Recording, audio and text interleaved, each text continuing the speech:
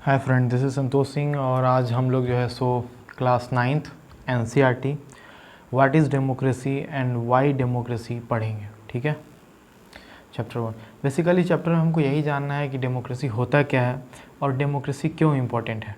ठीक, इसी के बारे में हम लोग जानेंगे। देखिए, तो सबसे पहले यहाँ पे जो दो तरह के फॉर्म ऑफ गवर्नमेंट होते हैं, एक डेमोक्रेटिक होते हैं, एक नॉन डेमोक्रेटिक गवर्नमेंट होता है। तो डेमोक्रेटिक गवर्नमेंट बेसिकली पूरा चैप्टर हमको उसी के बारे में डील करना है।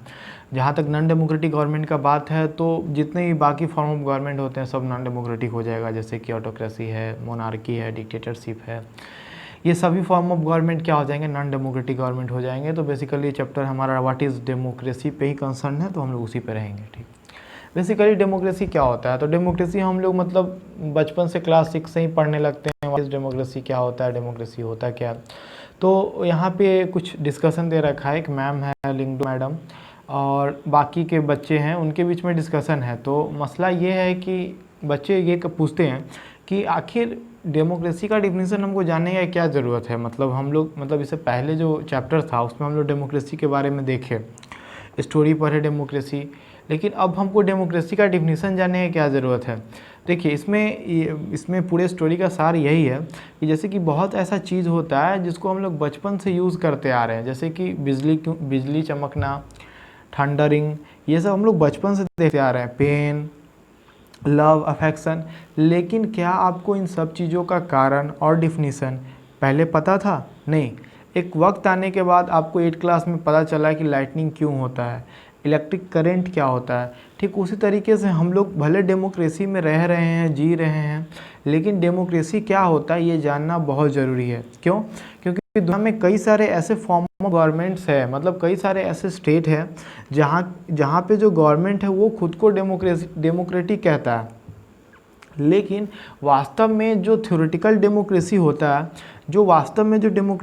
है, वहाँ पे वो फॉर्म ऑफ गवर्नमेंट नहीं पाया जाता है। ठीक है, इसलिए हमको जानना है कि बेसिकली डेमोक्रेसी थ्योरेटिकली क्या होता है और जितने भी स्टेट हैं वहाँ के जो गवर्नेंस है वो किस हद तक डेमोक्रेटिक है। हमको ये पढ़ने के बाद हमको उसको जज करना है और समझने की कोशिश करना है, और ख़ास करके हमारा जो स्टेट है इंडिया, वो कितना डेमोक्रेटिक है इसके बारे में भी हम लोग जानेंगे और समझेंगे। ठीक है, तो यही डिस्कशन का एक सार होता है। ठीक है, तो बेसिकली एक सिंपल डिफिनीसन क्या होता है डेमोक्रेसी का, तो सिंपल डिफिनीसन डेमोक्रेसी का यही होता है कि डेमोक्रेसी एक फॉर्म ऑफ गवर्नमेंट होता है।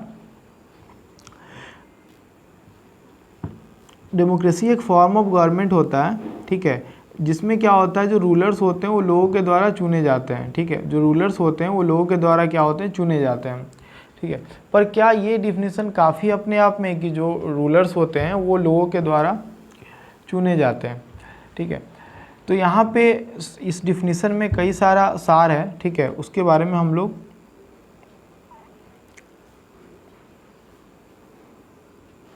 देखेंगे।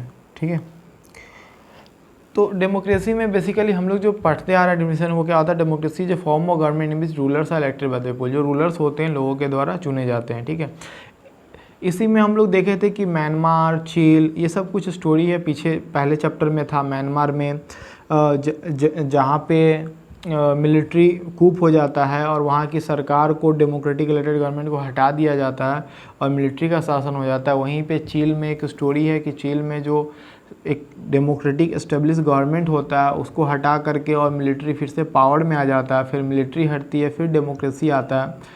तो इसमें हम लोग देखते हैं कि जो ये सब स्टोरी है म्यांमार के बारे में, चीन के बारे में, जो चैप्टर 1 में था, जो अब नहीं रहा, वो चैप्टर को सिलेबस से हटा दिया गया।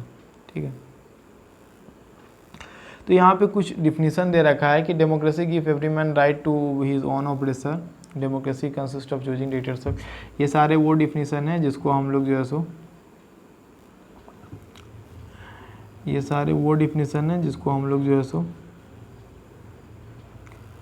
हम लोग बाद में समझेंगे और पढ़ेंगे। ठीक है, तो ये यहाँ पे एक इराक का स्टोरी है जहाँ पे यूएसए ने जो है सो मिलिट्री के द्वारा डेमोक्रेसी इस्टेब्लिश किया था और वहाँ के जो डिक्टेटर थे सद्दाम हुसैन, उनको पावर से हटाया था और वहाँ पे मिलिट्री के द्वारा डेमोक्रेसी को इस्टेब्लिश किया गया था। ठीक है,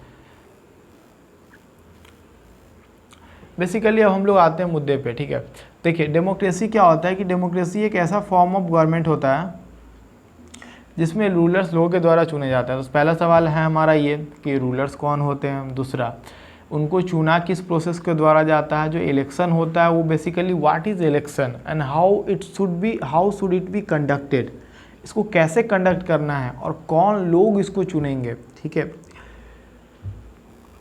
और इसमें जो लोग होंगे वो क्या सभी लोग होंगे, कौन होंगे, महिलाएं होंगी, पुअर होंगे, रिच होंगे, किस एज ग्रुप्स के लोग होंगे, ठीक है। जो इलेक्टर्स होंगे, इलेक्टोर्स जो होंगे वो कौन लोग होंगे, ठीक है।